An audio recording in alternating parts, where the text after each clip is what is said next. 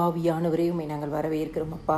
உபாகமம் 15வது அதிகாரம் 5வது வசனம், உன்னை மென்மேலும் ஆசீர்வதிப்பார்.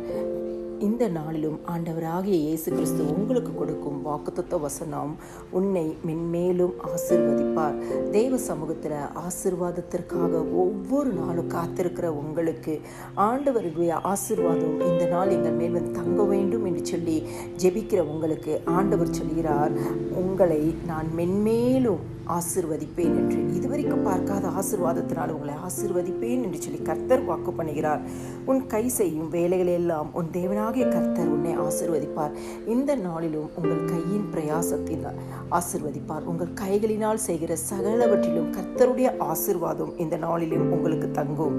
நீ கையிட்டும் செய்யும் எல்லா காரியங்களிலும் உன்னை ஆசீர்வதிப்பார்.